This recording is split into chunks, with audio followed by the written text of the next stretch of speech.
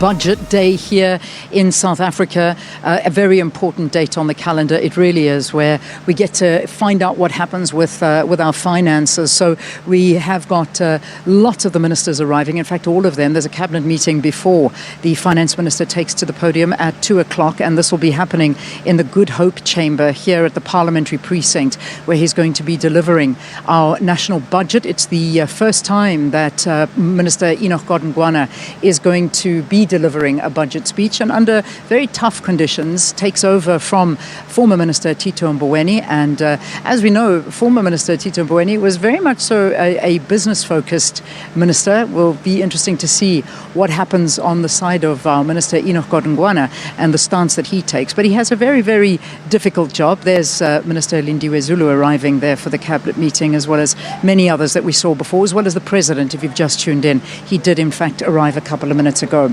Well, other people arriving here at the parliamentary precinct, and this is something that I think is going to steal quite a few people's attentions, is the EFF, who are starting a march at 10:00 this morning here around the area to Parliament. And I'm talking to Sinao Tambo, who is the EFF spokesperson, to find out at the heart of all of this what it's all about. And certainly, I think our previous guest was pretty much so a theme of why you are marching here. Stop with the loans is what your message is. Talk to us. Good to have you on the program.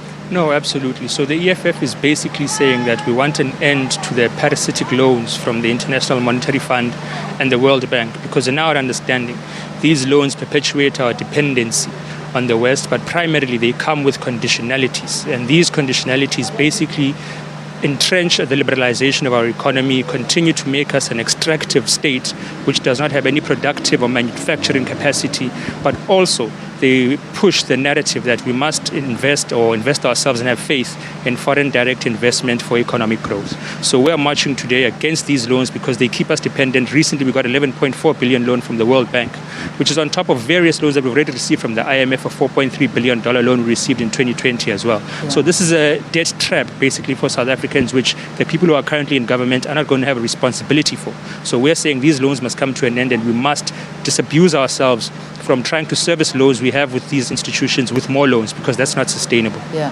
What do we do without them, though? I mean, let's be honest. If we don't get these loans, how do we stay afloat? Look, you can't run a country on the basis of debt because it's not sustainable. That's the first point. So as the EFF, we've long said that the state must build its own internal capacity to manufacture and produce products, and not be an economy that it only extracts or sort of exports raw materials. So we need to industrialize massively. We need to build intracontinental trade relations in the continent, because Africa is a mineral-rich continent. So we must build proper infrastructural railway networks where we're going to be able to trade and invest in our own economies to create jobs, and state capacity is at the center of that. So in our understanding, if you don't sort of build manufacturing capacity to sort of produce basic goods such as washing rags, toothbrushes, cars, televisions, cell phones, you're never going to be a developmental economy. You're constantly going to be importing, you're constantly going to be needing loans, and you're constantly going to be dependent on the private sector to develop what you need to develop yourself. And the problem with being beholden to the private sector is that you must constantly deregulate to create a comfortable space for the private sector. And that has never been the case in South Africa. During the height of Thabo Mbeki's presidency, during GEAR, we tried to deregulate as far as possible to allow for investors to feel comfortable. But the fact of the matter is the private sector and international institutions don't have faith in South Africa's policy stability, which means they want to control it in order to maximize profits and not develop South Africa. So we mustn't place our developmental aspirations in the hands of people whose interests are profit. Yeah, I hear what you're saying, but we want to see what you're talking about. I mean, we want to see government creating this manufacturing hub, that we do produce our own toothbrushes and clothes, and that we make our own cars, that we mine everything and we manufacture it and sell it to the rest of the world, as opposed to mining it, then buying it back at a more expensive price. Everything you're saying makes all the sense in the world, and we've been speaking like this for years and years and years, and nothing ever happens. It just gets worse and worse. The situation gets worse, and we are not doing it. Now, besides not doing it, we're taking out all of these loans that are meant to be for infrastructure, but the money is going to corruption. The money never gets to its intended cause. So we keep on getting deeper and deeper into a hole, and we're spiraling out of control here. So it's one thing to say we must stop borrowing, which we must, but then people are starving at the end of the day. So where lies the answer then, if we're just not using the money in the right way?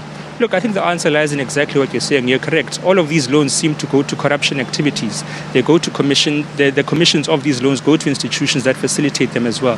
So the answer lies directly in removing the current government, because they don't have the capacity to do what we've outlined here today.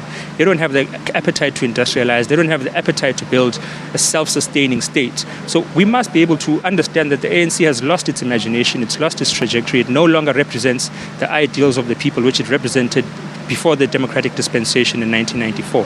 So at the crux of our economic and sustainability problems in terms of economic development is the ruling party. So we can take as many loans as possible. Do these loans trickle down to poor communities? Have we seen infrastructure development in Khayelitsha, in Langa, in Soweto, in Alexandra? No, we haven't. Yet we continuously take these loans. I mean, the debt service bill of South Africa is 250 billion a year. Yet we don't know why we have this debt. We don't see the material gains or the material benefits of us taking out these loans. And we're taking out more and more of these loans, yet we don't see the change in the lives of people. So it doesn't matter whether we take loans perpetually. It doesn't matter how many ideas we give this government. They don't implement them. They don't use the loans for the right purposes. So we're just getting into debt for people to line their own pockets. And the primary problem lies with the ruling party. And we have to remove them if we want to see any change going forward. All right, just need to wrap it up. How many people are you expecting here today, starting at 10 o'clock? What's the course of action from there? Look, we'll be marching from CPUT, the District 6 campus. We're expecting around 1,000 to 2,000 people. So it's not a major march in terms of our understanding. It's just to register our displeasure with the economic terrorists that we deem as the International Monetary Fund and the World Bank, that is continuing to give us these loans on a basis that it must control our policy and economic sovereignty. Yeah. So we're marching to put an end to that. New Development Bank, though, you're fine with BRICS Bank? You don't mind us borrowing from them?